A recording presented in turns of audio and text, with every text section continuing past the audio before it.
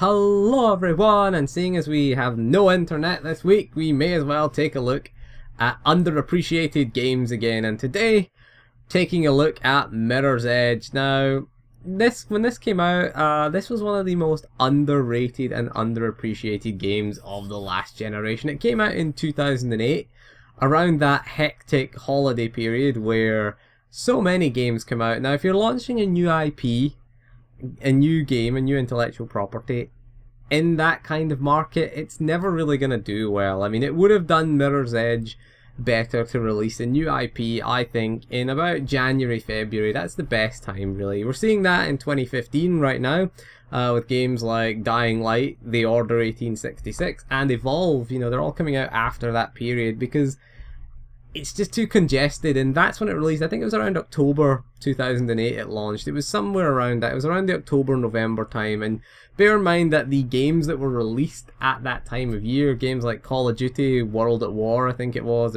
Gears of War 2 had come out, you had, I think, Fallout, it was either Fallout 3 or Fallout New Vegas. I think it was Fallout 3 actually that came out around about the same time, so, you know, wallets were stretched, and a lot of people didn't want to take the risk on a new IP, and that's one of the reasons why it didn't initially sell well. It has gone on to a little bit of a cult status, and does it deserve its cult status? I think it does. I think it was an underappreciated game. Of course, if you don't know what Mirror's Edge is, it is a first-person platformer. That's right, there's no shooting in it. It is a first-person game. It is developed by DICE, who of course make Battlefield.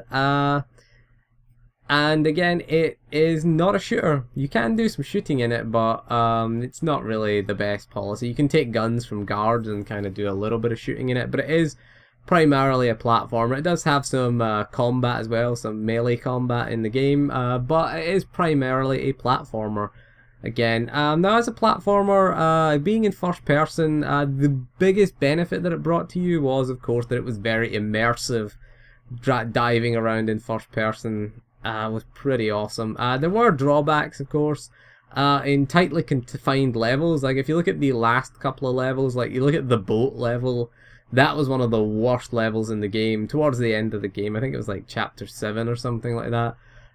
It was terrible. It was just having confined spaces, and first person platforming just doesn't work. It worked fine. The early few chapters where you were in the open world worked really well. They worked, they were fantastic. The game was at its best when you were either chasing someone or you were being chased. It reminds me of kind of like The Matrix. If you think of the original Matrix movie, if you look at the beginning, if you look at the on-foot chase scenes in that movie, it's pretty awesome. And if you look at Casino Royale, the one where James Bond is chasing the bomb maker dude in Africa, that it harnesses that kind of the thrilling kind of on-foot chases in a game, and it's pretty good actually. It is a pretty cool game when you're running away from people shooting at you, you're running away from helicopters and things like that. It is a pretty cool experience when you're running away.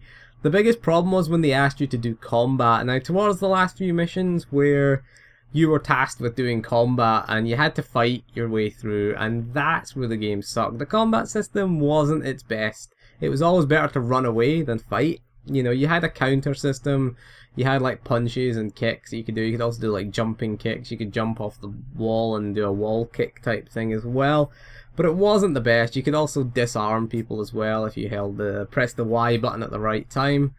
There's also an obsession with the color red. If anything turned red, you could interact with it. That was one of the other things I didn't like about it, was that if the platform wasn't red, you couldn't jump to it, or the character wouldn't grab it, despite the fact that you were within range of grabbing it, despite the fact that you could jump to it.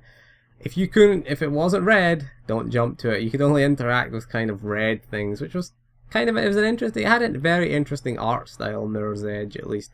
But it really, I didn't like that. It took away some of the freedom elements of it for me. You want to be able to jump and go anywhere. Again, comparing it to Dying Light is a bit unfair because Dying Light just came out. But Dying Light, you can kind of jump on anything, whereas Mirror's Edge, it was very linear experience, and you can only jump on certain things. There's many occasions where you tried to jump at certain things, and the character would hit it, but wouldn't grab it, just fall to her death. I mean, the character had no survival instinct. Of course, you played as Faith, So it did have a female protagonist as well. Pretty interesting. We know how rare they are these days, and how hard developers have had to fight to get female protagonists. I did read an interview recently with the creator of Remember Me, which I never played, to be honest, but he said he found it difficult to get a female protagonist in the game because it was difficult to market. Well, you got Faith on the front cover. It is pretty cool. I like her shoes though. You look down at her shoes, that's all you can really see of her in the game, so it makes no difference really, to be honest, from a player perspective, because it's first person, so who cares really if you're playing a male character or a female character. It don't make any difference. She has cool shoes though.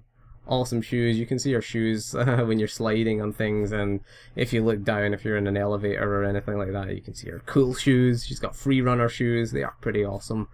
So that's the only thing you can comment about the character. The cutscenes were rendered in a kind of anime style. They were pretty cool actually.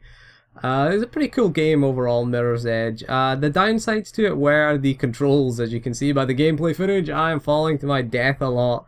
Controls not the smoothest, I would say. I don't know if it's just the PC version, if it seems to be a bit of a delay in inputs, particularly when you're using the downward inputs, like when you're falling from things and you press the left trigger in order to do a little roll. Doesn't seem to work on the PC version, or I see. I think I've only been able to do it once so far, so if you're looking at the gameplay footage, thinking, why are you dying all the time? It is kind of awkward transitions, and as well, the some of the jumps, if you're not inch perfect with the jumps, if you're not inch perfect with your inputs, again, something that Dying Light did a lot better. It is a bit unfair. We're not going to compare it too much to Dying Light, because, you know, there's about, I don't know, 7 years apart between the two of them in terms of development, so of course, and there's a whole console generation between them, so again, it's not really fair to compare it to a game just released. With the game released back in 2008, it is a bit unfair. But anyway, Mirror's Edge was, I think, underrated as a game. It was definitely underrated. It did have its problems. It wasn't perfect, but should you check it out? Well, yeah, you should definitely. You can pick it up fairly cheap on Xbox 360 or PS3. EA did give it away back in November. They did the free game giveaway. They did for the PlayStation 20th anniversary. So if you're on the PS3, you could have picked up a free copy of the game. EA just gave them away. Gave you Plants vs Zombies, some Need for Speed game on the Vita, and Mirror's Edge was the PS3 one that they gave away. You can pick it if you're on PC, which I am on. Again, it's regularly on sale on Steam. Pick it up. It doesn't cost very much. It's really, really cheap. And it is definitely worth your while. If you can pick this up cheap, which it is. I mean, I picked it up, I think, in January of 2009, and it was like half the price it normally was. And then I bought it again on the Steam sale.